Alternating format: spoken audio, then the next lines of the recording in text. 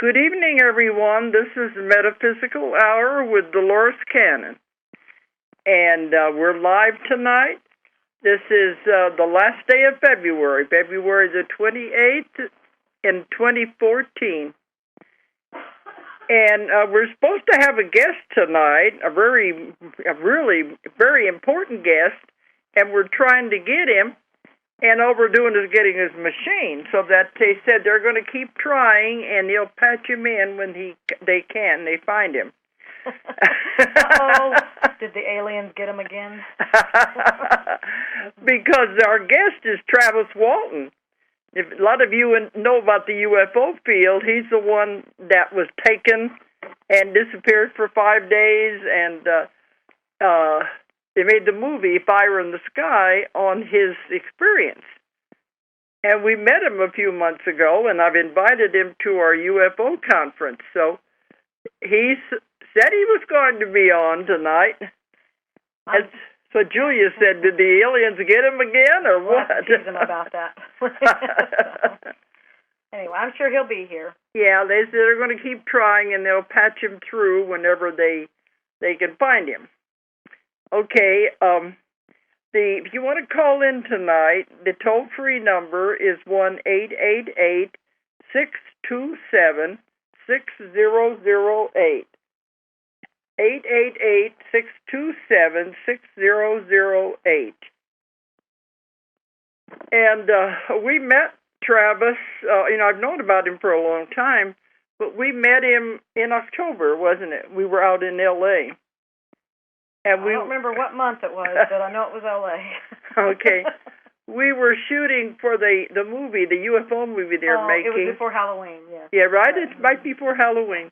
We were shooting this movie. It's called 701, and they're winding down. It's going to be ready pretty soon. And we were out there being interviewed, and so was Travis. So we had a chance to meet up with him. And we said that was done in the Halloween Hotel. Very creepy place that they had. It was just very different. Very different. I think they call it the castle. Yeah, but it was very weird. And you can see a lot of movies have been shot there because every corner had something different in it. Right, a lot of props. A lot of props and things. But we met him out there, and I asked him if he would come to our UFO conference. So I guess while we wait for him, we could talk about the conference that's coming up. Yeah, we'll just ad-lib here. This is us tap dancing. Until we get him, and if we don't, we'll just keep on. Yeah, we'll just keep tap dancing. We keep bossing here, but right. Okay. We have our UFO conference coming up. This is the one that I inherited last year when Lou Parrish died, and it's the Ozark Mountain UFO Conference in Eureka Springs, and it's the oldest in the United States. It's now in the 27th year, and that's why I just couldn't let it die, because nobody wanted to take over. It's a big job. It is a big job. And so when Lou died, nobody really wanted to do it. So I said I couldn't let that happen, because I've been involved with it since the very beginning, 27 years ago. So we've taken it over, and last year was our first time for us to do it, and it was absolutely fantastic. It was sellout. We had standing room only, and then there was no room after the first day. And in the past, people have been used to coming in at the last minute and just walking in. You couldn't this time. It was completely sold out, and it was over 700 people. So we're expecting the same thing this year, and we've been trying to work out the logistics, the problems of the overcrowding and the parking. Right. So we're doing it. It's taken a lot of work, but then everything is work. Right. We have an additional overflow area that will seat another 100 people. So that will have us up there. And then depending on how it starts filling up, we may even add another overflow area. But right now I think we'll be able to hold it at this one. Yeah, because that main room We had everybody in there, and it held almost 700 people. I think they were all crowded in there anyway. It was cozy. That's what everybody said. But we figured we had to do something. They'd never ever had that many people. I think before it was 400, 500. I think they'd had up to 600, 650, somewhere in there. I didn't think it ever got that high. They said 400 to 500. That's why it was a huge jump when we took it over last year, and we had some wonderful speakers. And so now we're going to have some even more wonderful speakers this year. We're trying to have different kinds of speakers, but I'm still trying to stick with what his wishes were. He had certain kinds of speakers he wanted. He had certain ways he wanted this run. So we're trying very hard to stick with the way he wanted to do it, because he was a dear, dear friend. But now we don't want to outgrow the place. We've been there for 27 years. We're trying to figure out some ways to continue to make this venue work. And we always fill up all the hotels in town. We did last year. So if anybody's planning on coming, you better get your name in now. Well, and something else we're doing is we're keeping the basic design that he had, and then we're adding a few little things, a couple of things this year. And then we might keep doing that year to year, is just add a little bit just to give more and enrich the experience. Mm-hmm. And so this year we're adding 2 films, UFO films. There'll be a film screening, and then if this goes well, it looks good, then we might add like a whole day of it or something like that, or like more next in the year. Evening. Right. Just depending on what it looks like, if people like it. And if we can find the film. Right. It'd just be, new films that are being done on UFOs. Uh-huh. And then they can be submitted, and it'd be like film premieres and screenings. So that's a whole. That way, people they're able to weigh in on the film. But we're going to have one night anyway where we're going to this year where we're going to show some films, and just to see how people think about it. It's going to be fun. It'll be a whole movie experience. We'll have popcorn and soda and stuff like that. It'll be a movie night. But tell a little bit about our speakers. We're going to try to have all of them on the show in the next month or so. Tell the dates. It'll be April 11th to the 13th. That's the second weekend in April. It's always the second weekend in April. It always has been for 27 years. Yeah, we couldn't change that one. No, even sometimes when Easter fell on that weekend, we still had it on that weekend at the end of the Ozarks in Eureka Springs, where it's always been. And so those are the dates. But I'm going to talk about some of the speakers, because between now and then, we're going to be having some of them on our show. Well, we've had one on our show so far, and that was Sherry Wild. Yes, she was on 2 nights. 2 shows, yeah. 2 shows, because she had so much information. Right. She's one of our authors, too, but she had all this tremendous information about her interaction with ETs and UFOs her whole life. And she was a wonderful speaker. We had her back again for some more information. So she's one of the ones that will be there. And then Travis will be there. And I'm not going to spoil his. He still may make it on here. He might interrupt and come in. But, he was the one who was, I think it was in Arizona, where he was with the logging team. And he was taken up in the UFO. And it was very documented, because they had at least 5 to 8 other people that saw it happen. And then, of course, they made the movie out of it, Fire in the Sky. So that's going to be really interesting, because I want to talk about his experience. And if he doesn't come on tonight, we'll have him hopefully next week. We'll do something to where, next week we're not going to be here. Yeah. It'll be the week after. Yeah, we're on the road again. Next week, we're going to be in Albuquerque. Right, the Gathering of the Healers conference. Mm-hmm. That's going to be next Friday, Saturday, and Sunday. Yes. We'll be there. And they can probably check that out on our website if people want to go to that. There's going to be all kinds of healers with different modalities there. So we're going to discuss our healing things that we do, and Julia's going to be speaking 3 times. Right, 3 different workshops. Uh-huh. Yeah, I'm excited about that's next weekend. So it'll be the weekend after that, I guess, that we'll start with our speakers. Right. Okay, so we do have Travis, and I just hope the aliens didn't take him. And yeah, can you please bring him back? Bring him back so we can be on the show tonight. Right. Okay, but it was funny. We just had an email. I was reminding him of the times and everything. Things happen. Oh, well, yeah, you just have to go with it. Like Julie said, we just got to tap dance around it. So if anybody wants to call in, it's perfectly okay. You want to ask any questions or anything. Oh, I did give the number out. I did. Okay. All right. But let's talk about some of the other speakers we're going to have. We're bringing in Hakton Akdogan. Akdogan, yeah. Yeah, it's hard to remember his name. We just call him Hakton. Yeah, we just call him Hakton. He's from Istanbul in Turkey. And I've met him many times at the Bob Brown UFO conference out in Laughlin. And then he invited me to Istanbul, and we went there this last year.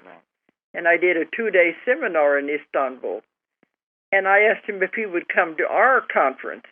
He has a tremendous amount of UFO information, videos and footage he's going to be showing of cases that he has investigated. He has the only UFO museum in Europe and Asia. Because, Istanbul sits right there where Europe and Asia come together.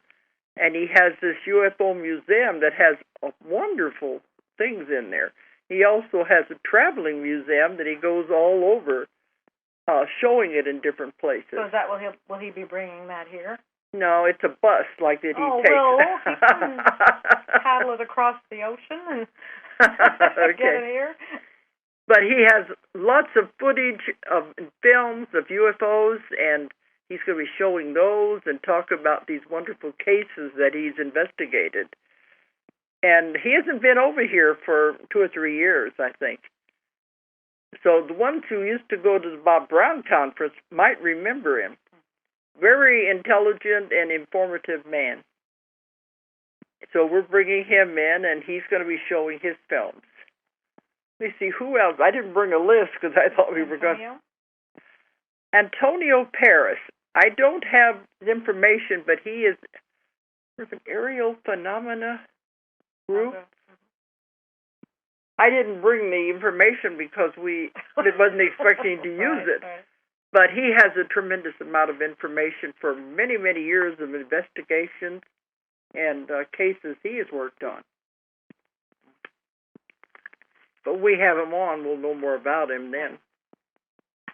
Oh, let's see. Who else? Well, a lot of the listeners may know Nick Pope. Because a lot of people, especially at this conference, kept wanting to have proof, And they keep wanting to know, when is the government going to release their files? When are they going to release what they have found? Well, Nick Pope is right at the cutting edge of all of that. Mm-hmm. I even saw him on the CNN where they were talking about how he was meeting with the people, the ones in.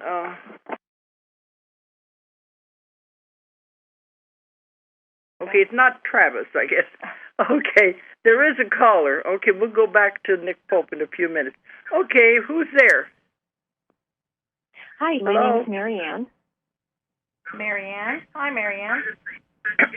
Hi, how are you? Wonderful. Well, how are you? Like you said, we're ad-libbing tonight. Go ahead. Okay. Until Travis gets on I actually here. have a question. Yeah? No, not Travis tonight, but I'm anxious to hear Travis also. But I do have a question for Julia. Oh. Okay. Yeah, go ahead. Okay, it's Mary. Can we talk now? Absolutely. I think there's some kind of an echo or something happening in there, but we hear you just fine. Okay. All right. My question, Julia, is actually for your medical background. I'm dealing with an elderly mother who has had heart surgery in 2009, and my feeling is she's never really regained her full mental capacity, and I don't know. I know it's common, but I don't know if that could have something to do with the vibrational frequency as well, or if it's a combination of both. Tell me more about the surgery. Aortic valve replacement and 2 bypasses. And we've gone to the doctors. I lost my job in 2009, so I've been kind of her main caregiver. And I've noticed a lot of different changes in her mental state. And I went to the doctors with her this week, and we've gone on this episode of going to the doctors, giving her another pill. She can't tolerate it. Something happens. So I've got this cupboard full of these medications that she's been on and that she can no longer take. And intuitively, I feel that a lot of the problems are from the medication, and I think that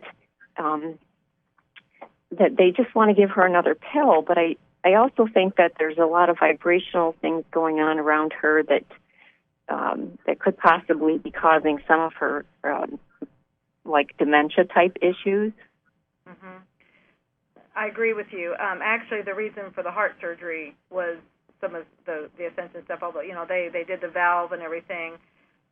There's something coming in, so I'm going to just talk. That's how I work. Sometimes I just have to talk, and then it starts moving. You get messages that way. Yeah, the medicines, and well, this is rough because they're in there doing all kinds of numbers, and so they're working with each other, and they're a lot of the problem right there. And like you said, they keep changing, and that is the mode. I'm not against the medical community, anything like that. But that tends to be the mode. It's like, well, let's just try this pill. Let's just try this pill. And sometimes the body rejects it. It doesn't want it. Yeah, well, and that's where we are now. The bodies can take care of themselves. They don't need these things. But to tell you to have her cleanse her system out is, that's a big step. And so I can't give medical advice like that. Nobody can. You're going to have to work with the doctor somehow and say, I don't feel like this is right. You're getting that message intuitively, and there's a reason for that. But she needs, that would help her tremendously to probably get most of that out of her system. She probably would be much clearer. I'm sure it's the medications, because you have noticed her getting worse as they've been playing with all of this, hasn't she? Yeah, and when I did speak up this last time, I noticed the doctor got a little bit upset with me, and I just feel this welling up inside of me when he mentions another pill, and I spoke up this time, and I said, do we really need this?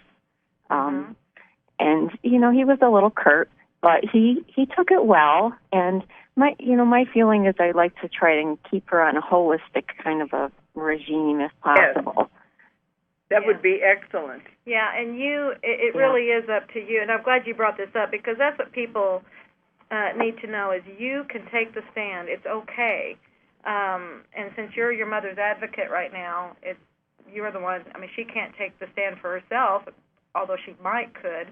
It probably would help if she did, if she's on board with that. But definitely you can take the stand for her.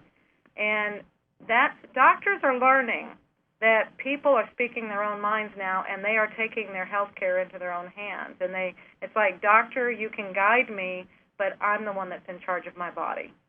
Mm-hmm. And that's the new way. We avoided a surgery that they had wanted to rush her into because of a medication that she had been given that blocked her duodenum, so that they immediately said surgery. And my sister-in-law, fortunately, is a nurse, and she said, no, you don't want that surgeon.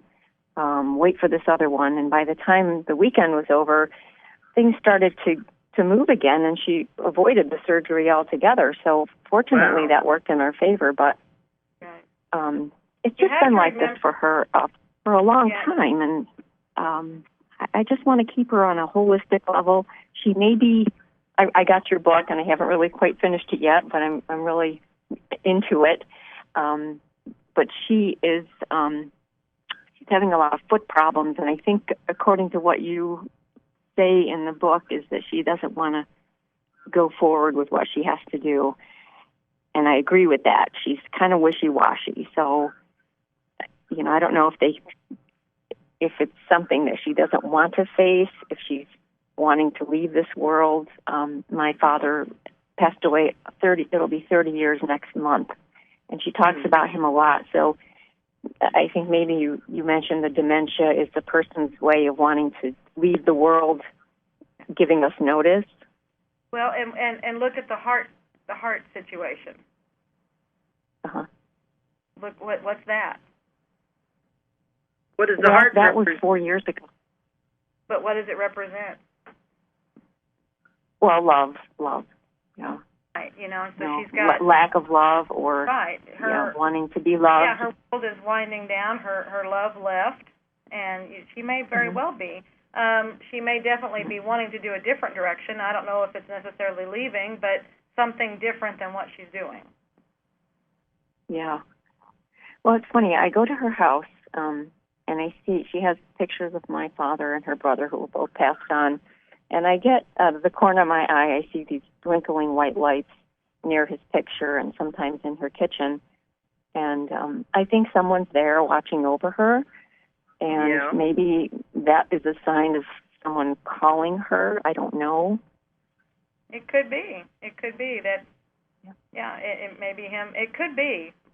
That's all I keep. I started to say something else, and it just pushed me right back into it could be. So. Not so much calling her, but be there for her, to help her. And if she does decide to go, they'll be there to go with her. Yeah. But the medication, a lot of those pills counteract each other when they're taking a lot. And we've gotten her off of just about everything except for like omeprazole, a stomach acid pill, but I don't even think she needs that. But I do notice it takes a great toll on her mental. Right. It will clear. How long have you been working on getting her off of those, or how long has she been off of most of them? Well, we just got her off of one this week. So I would say this week we've got her off of a diuretic, which was not doing her very well. Yeah, that can cause stuff because it can make them, if she's not drinking enough, it can actually make her dehydrated, and it can make some mineral deficiencies, which can cause some confusion. So there's just and she was confused. There. Well, okay, I like the holistic approach, and I like to keep going with my intuition. Absolutely. And I enjoyed your book very much. It makes a lot of sense to me, and I'm glad you wrote it. Well, thank you so much. Thank you very much. Thank you. I appreciate that. I really do. And you just keep up the good work. You're doing fantastic. And trust your intuition. Thank you so much. All right, good. I'm glad to hear that. Thank you. Okay. Bye-bye. Bye. All right, thank you.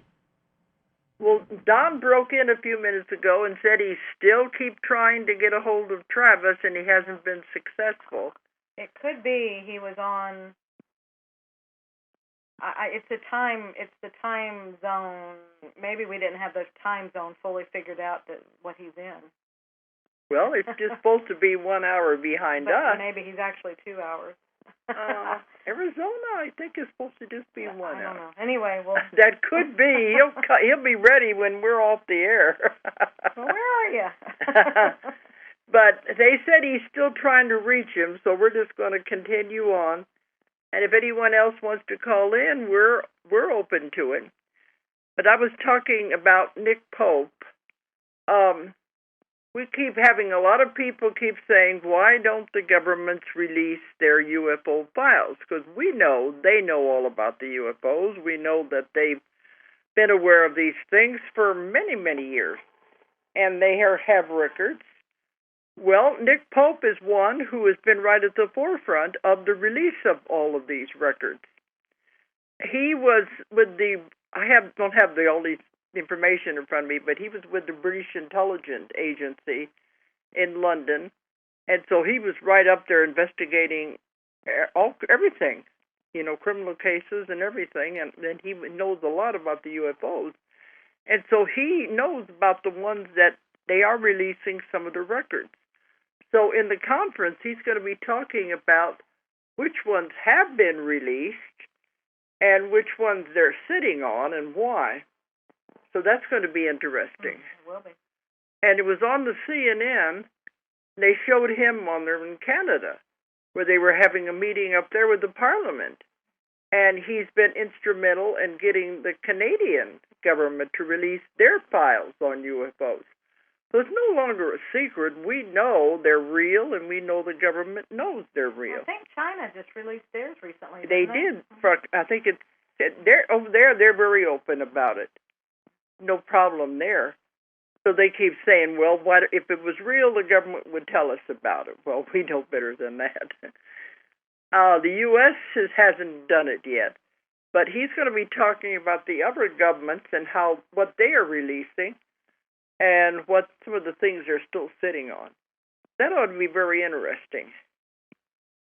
And I think Antonio Paris also has some information dealing with things like that have been suppressed, because he's very much involved in those things. So this ought to answer the ones who have been saying, why don't you have that kind of a speaker that will tell us what's really happening? Well, we're going to have it. We're going to have to pick his brain and see what he knows. Yeah, and see what we can get. Because, we're trying to broaden our viewpoints here. Okay, I'm trying to think, who else are we going to have? These are the ones we haven't talked about yet. Okay, we've talked about Cherry and okay. Anthony, or Tony. Yeah, we call him Tony Cataldo. He was the one that we were out there filming for the movie. The movie is 701, and we'll be having him on the show also. He's a good friend of ours. I might as well say the name of the movie, 701, is because he said the government, when they go back to all of the cases they have investigated, out of the These thousands... are the Project Blue Book files, I think. All of it, but he said back to the thousands and thousands of cases they've investigated, said they had 701 cases that they couldn't explain. So he says, well, what about those cases? So that's why the movie is called 701. Another one? Another guest? Okay. Another caller. Okay. Who's there? Hi there. My name is Sheila. Hi, Sheila. Hi there. I'm a newbie to your work, and so perhaps a question that I would be asking might be redundant. I don't know. I'm sure you've heard it 1,000 times. It's okay. 1,001 is just wonderful. And okay. Any question is always welcome. Absolutely. Okay. It is a question about purpose. I'm in my 60s, and I've had 2 careers, and I seem to I've always been driven and had a passion for something, and I feel like I'm just swimming around not knowing what my calling is at this point. Where do I start? How do I start? Well, that's a big field out there. Mm-hmm. Because, I do the hypnotherapy, and I see thousands and thousands and thousands of people, and this is what I call the eternal question. Everybody who comes to see me asks the same question. So you're in good company. They always want to know, what is my purpose? Why am I here? What am I supposed to be doing? Do I have enough time? Am I on the right track? It's always the same thing. And every time when we go through the sessions, the answer is always the same. You're here to help other people. Really? But then there's a lot of Okay. different ways to do that. Right. But that's what we're here for, to help each other. So you have to find, what is your passion? What is it you really want to do? It would make you happy. Yeah, because you're at a place now, you've done the other jobs or whatever for whatever reason. Now you're at a place to do what you want that would make you happy, because that's the best way to spread our energy now, is to just be blissful. Mm-hmm. And then that just floats everywhere. And so, so that would be the direction, that would be the angle to go from what makes you happy, what makes you blissful. What would fulfill you? What do you think of? Well, I'm very drawn to helping horses. That's helping the situation with horses, especially in the United States, because I can't even think worldwide about it. It just is too comprehensive. But I've kind of put the border at the border, American horses. And start where you are, because you don't want to make it too big for yourself. Right. You can be overwhelmed very absolutely. easily. So start in your own backyard, start where you are, and then it'll move in whatever way feels right as you get into it. Mhm. Okay. So there's no esoteric way to dig down or get into past life things to see what the blocks are, or what is preventing me from moving forward, all of that. Well, a lot of times your block is paralysis of analysis. You're just trying to think it out so much. What should I do? I should have a sign. I should do this. And they're just going, you know what, just get off your backside and just start doing something. And then as you start doing something, then you'll feel the energy to move in whatever direction you need to go. So it could be you've just stopped and you're used to going. And you're just, and what I've seen a commercial, they said a body, they keep doing a body in motion stays in motion. A body not in motion does not move. So it's like you want to get moving, and then you'll know which way to go. I'm moving from 5 o'clock in the morning till 10 o'clock at night. Wow. Well, I don't sit still. Okay, so what are you doing during that time?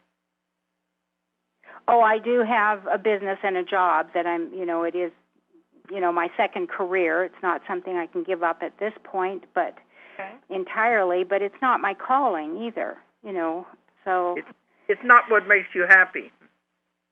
No, it isn't. So is it? I am. I'm sorry. Go ahead. I bring happiness to it because that, otherwise I'd be miserable. But it isn't. It isn't what I can feel that it's. There's something else, is what I mean. There's something else. So maybe regression would help. Yeah, regression could very well help. Because that's definitely a way. It's the fast approach. It's the fast track to getting the blocks removed, and you speak directly with your higher self, and to find out exactly what you had planned when you came in, and what is the best thing for you. Yeah, because you do come in with a plan of what you hope to accomplish. I'm sorry? What?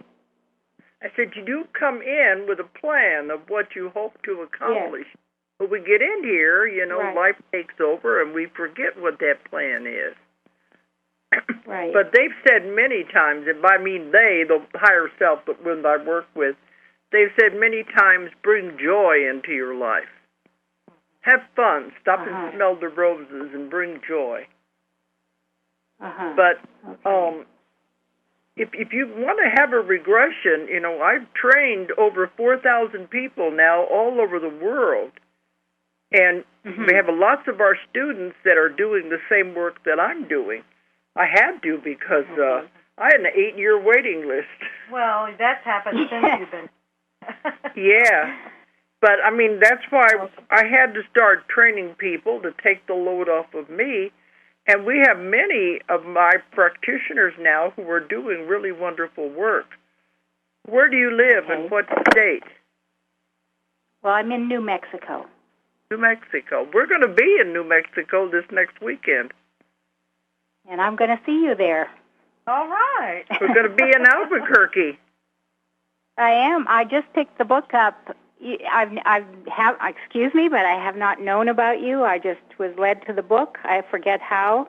I picked up The Convoluted Universe, and of course I can't start in the beginning. I'm too impatient for that. So I got number 4. Started on that, and it's just starting at the hardest one. Yeah, and it just totally resonated, totally resonated, and brought me a degree of peace. So I immediately signed up to hear you talk in Albuquerque. So I'll be there next weekend, I think. Yes. Yes, it is. It's Friday, Saturday, and Sunday, and Julia's going to be there. She's going to be doing some workshops. And then you'll be doing your talk on Sunday. The last day. Yeah. Right. But well, I'll be there, and I'm bringing my husband along as well. Okay, but on our website we have lists of all the people who have taken the class, and we refer people to that list, and they go down and find somebody that's in their area. Yeah, or find somebody that resonates with. And then we have some, that are that we recommend that have passed another level of testing that we can hands down recommend them. So, just look and see who resonates with you. All right. Okay. Well, thank you so very much, and I'm glad I got an opportunity to chat with you. This is really unforeseen. It'll be wonderful to see you next week. Okay. And I'll introduce myself if the crowd isn't too big. Okay. Thank you again. Yeah. Come up to us. Okay. Thank you. All righty. Okay. Bye-bye. Bye-bye. I heard a beep. Yeah. There's another caller, I guess. We're getting one on top of the other. Yeah. Okay. Hello, is somebody there? Hi, my name is Betsy. Hi, Betsy.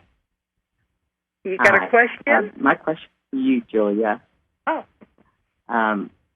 And I've been seeing the number 333 every day, several times a day, for months.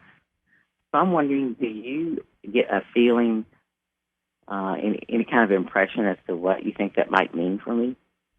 Well, because you do know it's important to see numbers, that's your guides talking to you, right? Yeah. You knew that already, right? Exactly.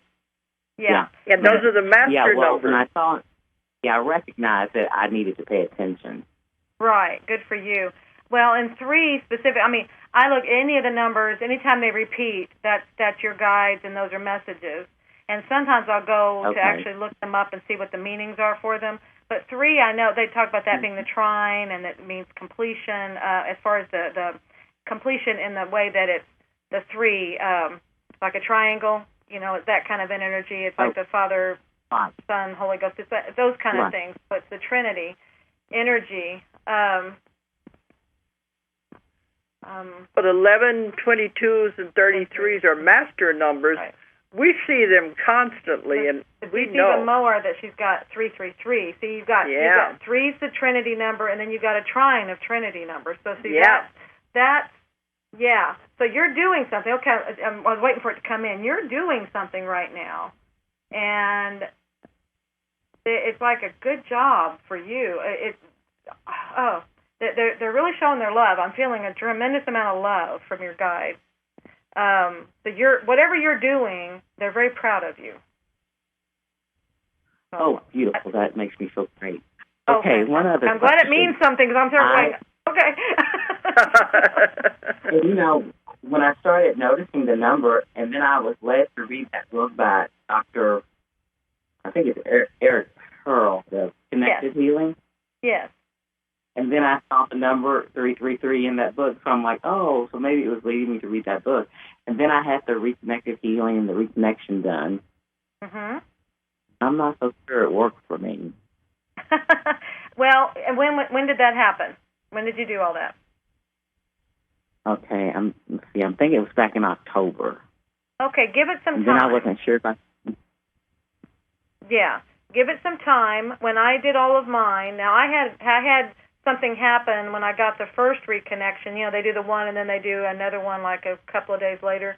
The second one, nothing. But the first one was really cool. It was like it was pulling all my pieces and parts in, and they were gathering around me. It's like I saw all the women of all my lives, and they were showing me all the different parts to me and that I had access to. It was really cool. It was like this homecoming. It was very profound. But then the second one, nothing happened. They said that was fine. It just kind of completed it and seeded it.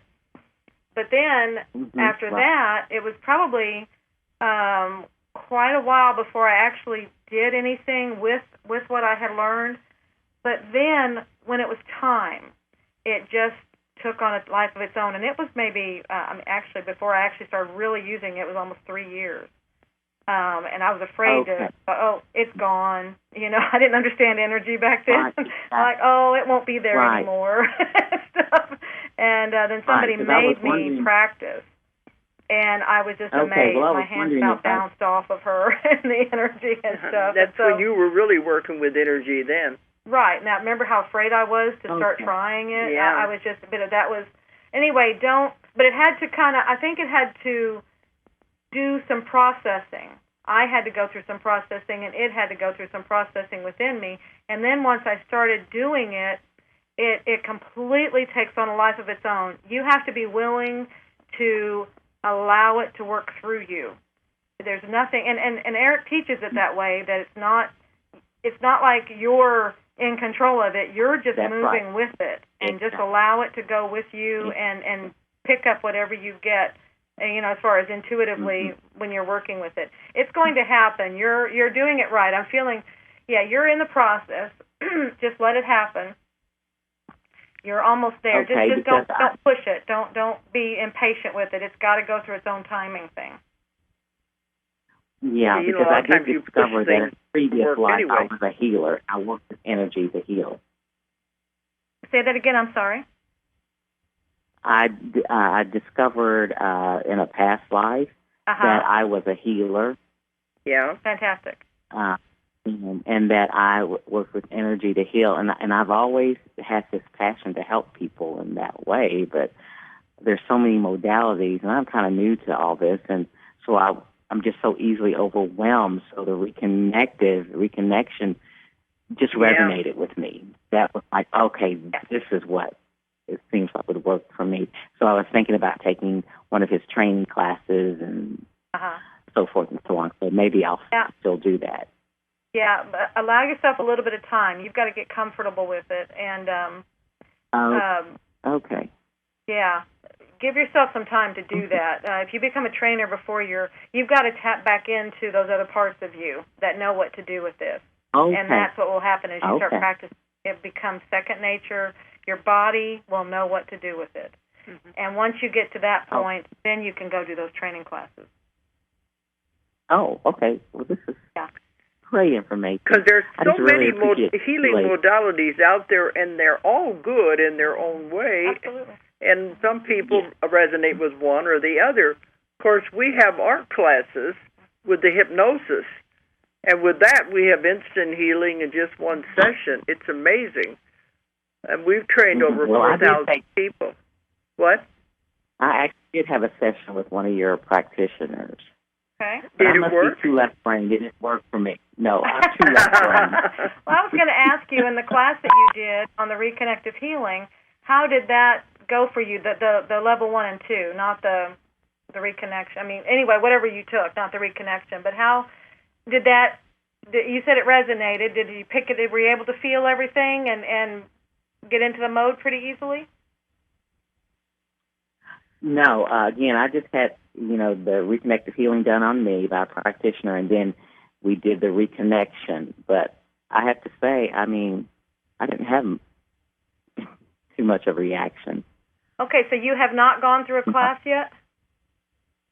No, I've not gone through a class. I just had the reconnection done on me. Okay, I misunderstood you. I thought you had gone through the class and you were questioning if you should go into the classes to teach you to be a trainer. That's what I was thinking you were saying. Okay, well, I was wondering if that was after I had the session done and then the actual reconnection. I didn't know if maybe my next step would be to take a class so I could, help others. But again, I don't think it worked for me as far as healing. But, again, he says if you're lucky, you'll get the healing that you need. Right. Well, and you have to understand how energy works. And actually it works in the same, it's any of them, any of the energies, even in the hypnosis, it can happen this way as well. it starts in these outer layers. They're etheric layers, and it starts like with the, it'll be on these mental and emotional. Then it's like physical is the last place for it to manifest any healing. It has to happen in these other areas. That makes sense. It requires a change or a healing in your thought patterns.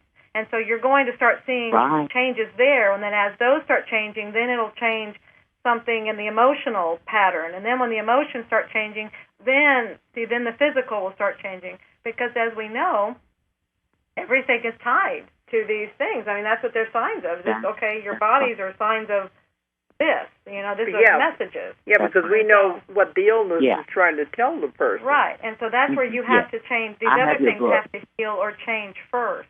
And so sometimes people are looking for this immediate change physically, and that's not really possible. These other things have to change first. And so you just watch for that to start happening, and then you'll just start, all of a sudden, the physical will just start changing, and you're going to go, well, I wonder why that happened. Okay. Yeah. Okay. Well, that's great information, Julia. I do appreciate it. Thank you guys so much. I do encourage you to go, if that resonates with you, go check it out. At least take a level 1 class and see how you feel about it. Right. Yeah. But keep exploring. Yeah, that's what I was keep looking. About. Okay. This is what we're into right now. This is the way things are changing. All right. Well, thank you so much, Betsy. Okay. Great. Thank you. Have a good night. Thanks. You too. Okay. Well, they haven't got Travis yet. I bet you anything the time has gotten messed up because it's a different time zone. Okay, let's go back. We were talking about Tony and the movie 701, and why he chose that title. I think we got time for one more caller here. We're going to be watching the clock now. Okay, who's there? Hello, Dolores and Julia. My name is Patty, and I'm calling from Reno, Nevada. And first of all, I just want to thank the two of you for all the work that you've done over the years. I really do appreciate it, as so many others as well. I just bought your books in the last 5 or 6 months, and I was really intrigued by your work and really amazed. And I've had some interesting things in my life over the years. Of course, I'm not going to get into that.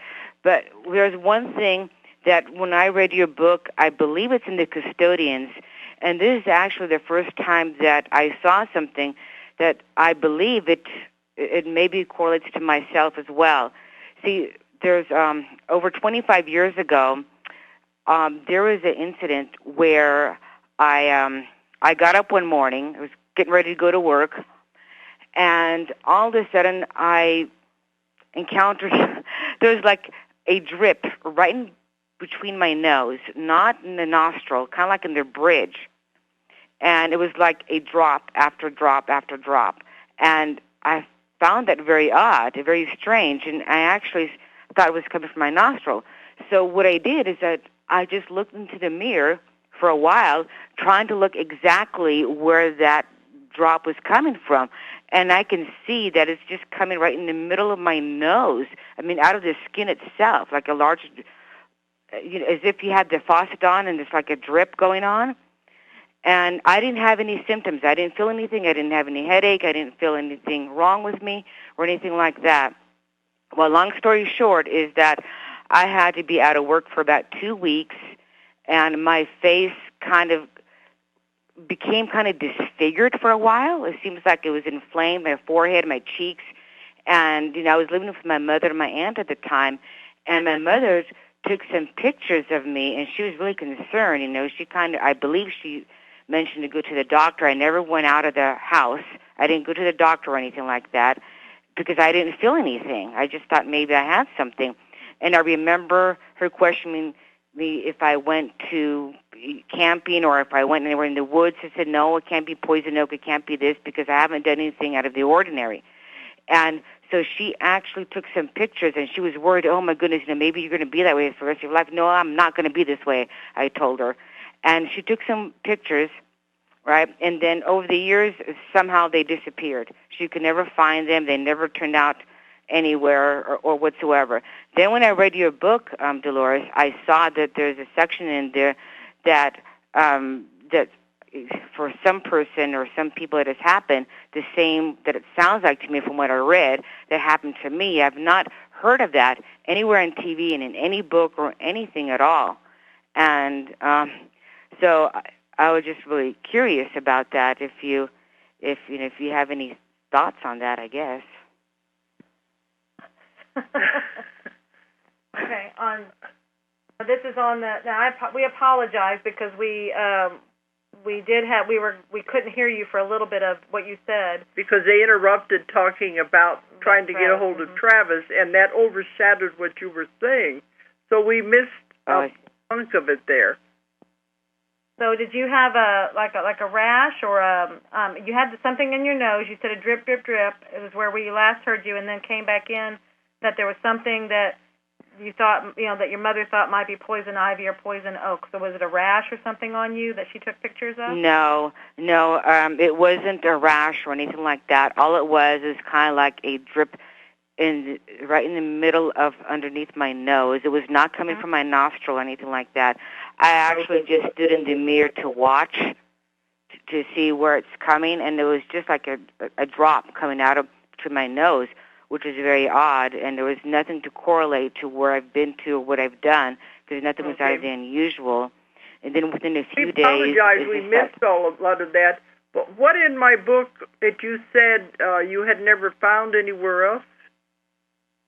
Well, there's a section, I believe, in the book, in the Custodians, that it talks about, I guess, a person, or you said that some people have had that as well, if they've been abducted, that they've had some kind of liquid or drop coming from their nose, in the middle of their bridge, I guess, in their nose. And like I said, my mother took some pictures, but then they disappeared. She could never find them or anything. Okay, I think you're talking about the implants. The implants are not negative. They are really there to help you. And a lot of times they're put up there in the nose. Yeah, they put them up in the nostril, so it's the closest you can come to the brain. And they have definite reasons, and I think I gave all the reasons in the book, too. But it's not anything to be afraid of. Because I have never, in all the 27 years I've been working with UFOs and ETs, I've never found any negative experience. Because they always explain why it's happening, and it's all happening for a reason. I see. If that is what it is, we don't know for sure if it was ETs or not.